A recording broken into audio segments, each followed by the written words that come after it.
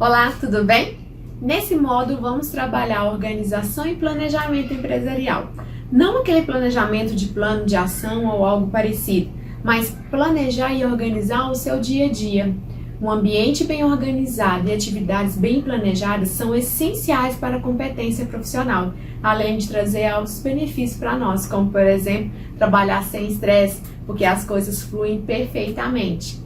Outro ponto, as atividades são melhores executadas porque nós nos concentramos bem mais.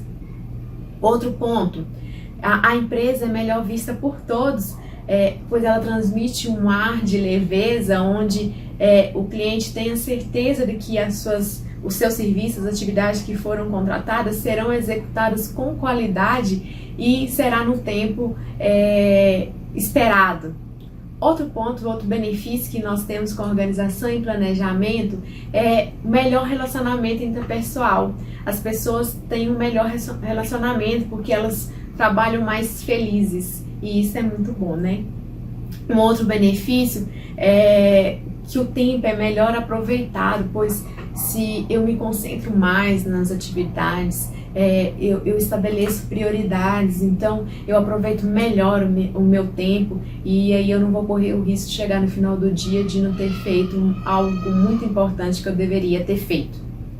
Um outro benefício do planejamento e organização é que previne imprevistos e além disso ainda há o arquivamento dos documentos importantes da empresa. E por último, um benefício, não o último, mas um último que eu vou listar aqui é a criatividade. Um ambiente organizado faz com que a equipe seja muito mais criativa e esse então é o último ponto de benefício. Existem vários outros benefícios que o planejamento e organização traz para a vida da gente, para a vida da empresa. E existem alguns pontos que a gente deve observar, que toda pessoa que trabalha com organização e planejamento geralmente observa e que tem dado certo. E são os pontos que eu quero que você comece a pensar sobre eles. Como, por exemplo, concentrar no seu trabalho. É um ponto. Como é que está a concentração do seu trabalho? Você tem se concentrado no seu trabalho? É um ponto que a gente tem que atentar bastante, porque a concentração, ela nos leva a executar melhores serviços, né? Quando a gente não está concentrado ali, chega no final da atividade, a gente vê que não foi nada daquilo que a gente deveria ter feito e tem que refazer e refazer e refazer várias vezes. Um outro ponto que a gente deve observar é quanto analisar as tarefas que devem ser feitas e estabelecer as prioridades. Não adianta nada eu ter várias atividades, né, e pego um serviço e outro, e outro, e outro, e outro, e outro, e vou colocando ali e não estabeleço prioridades. Isso é um grande erro da gente como pessoa, um grande erro das empresas de não estabelecer prioridades dentro da empresa. Então é um ponto que a gente tem que observar. Um outro ponto é quanto àquelas atividades que eu não fiz, que eu não consegui realizar. Eu reagendei elas, como é que ficou ali? Como é que elas ficaram ali dentro da minha agenda? Então esse é um ponto que eu tenho que observar, né? Porque aquela atividade deve ser reagendada, deve entrar numa lista de prioridades ali novamente. Então esse é um grande erro. Às vezes quando não consegue fazer, ela cai no esquecimento. Um outro ponto que eu devo observar é quanto àquelas atividades rápidas. As atividades rápidas, eu tenho feito elas imediatamente, eu tenho deixado elas para lá, tenho procrastinado elas. Esse é um ponto que temos que observar. As atividades rápidas, elas devem ser feitas rapidamente, deve ter prioridades. Então, é um outro ponto. E um outro último ponto que eu trago aqui para vocês hoje é quanto ao arquivamento. É um ponto muito importante que geralmente, principalmente as pequenas e talvez as médias empresas têm errado bastante não a realizar o arquivamento ou quando realiza ele de forma errônea.